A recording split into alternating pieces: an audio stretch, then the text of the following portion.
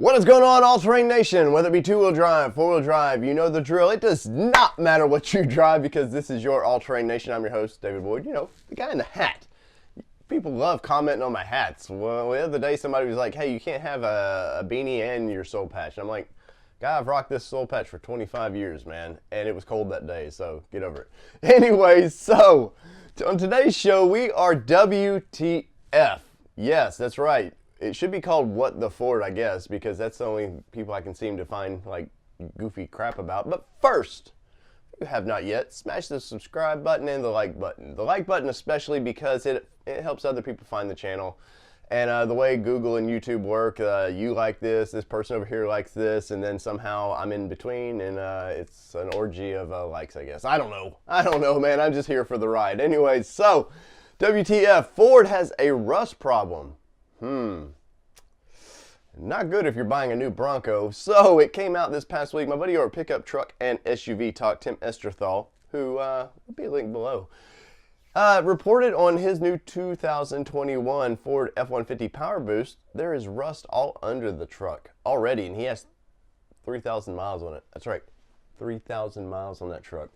So we'll get into that. I'm going to show you a couple clips of his stuff. But should new vehicles be rusting already? Now, we all know the Bronco especially is going to be, there's going to be a lot of aluminum under this thing, but the frame's not, and all the suspension's not. So, makes me wonder, this 52,000 I'm about to drop, am I already going to have to pre-coat this thing? Am I going to have to spend for the undercoating from the dealership? So let's just jump into this video, and I know you're going to leave some comments because this is a like or hate, this is a like or hate one. So let's get into that.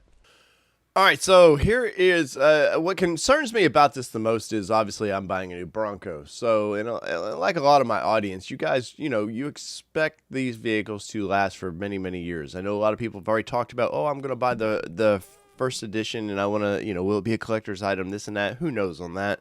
But do you want your collector's item or what you think is going to be a collector's item? Do you want it rusting away? Now, let's get into Tim's video a little bit because now this is a 21 Ford F150 Powerboost, but this is turning into a common problem that we're seeing within two major brands, GM and Ford. So let's just look at this and we'll go from there. Play a little bit of Tim's video.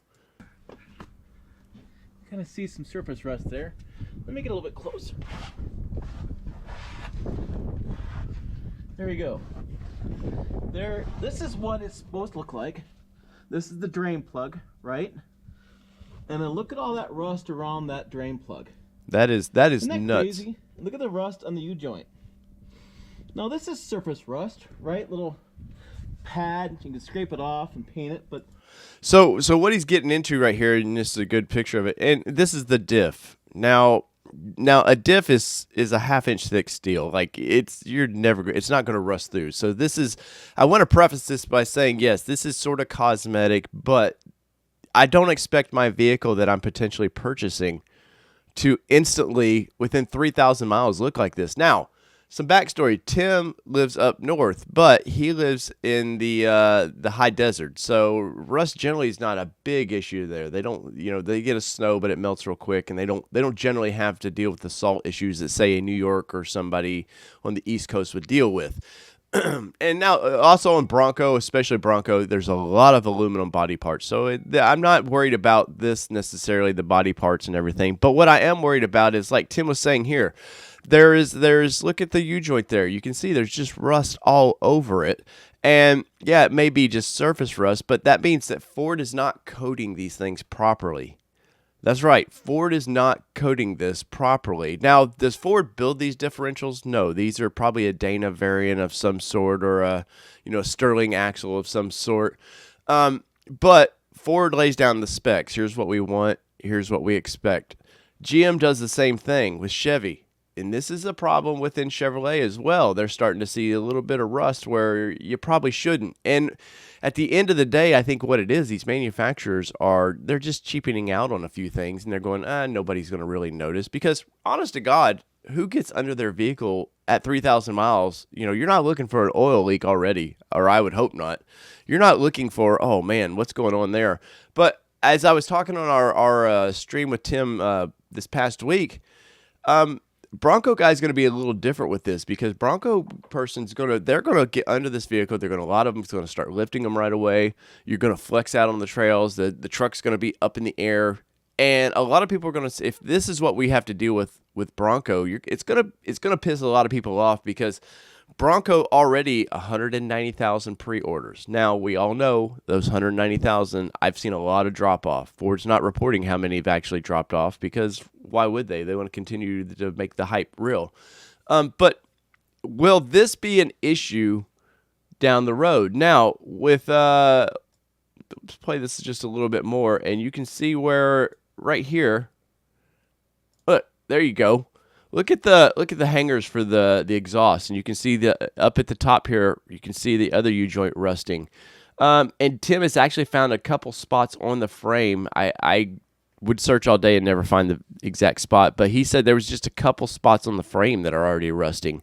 Once again, it's much to do about nothing really, because especially the differential, never going to be a problem. But let me know in the comments below, because I'm not picking on Ford because I'm buying a Bronco. But any manufacturer that is cheaping out on just some coating of some simple parts like this, shame on you. For what these vehicles cost right now, shame on you. If it's saving you $100 per vehicle or whatever it's saving you, I'm pretty sure as a consumer, I would never see the extra $100 or whatever it would cost to have these parts coated properly. So, in the comments below, let me know what you think. Is it much ado about nothing, or is this a little bit concerning?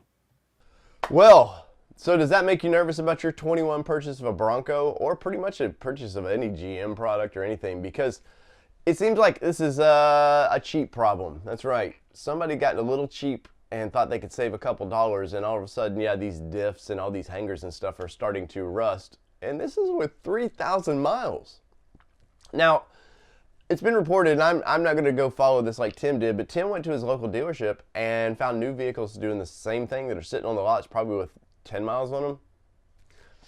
I don't think I want my Bronco or any of my GM purchases to look that way, but it's odd that Toyota, Ram, and a few other brands, Nissan, do not have this problem. So I think maybe they're up, getting the undercoat. I don't know. But let me know in the comments below what you think, and as always, we appreciate you watching us, and till next time, this has been your All Terrain Nation. I'm your host, David Boyd, and you know the drill. We're out. Peace, everybody. Love y'all.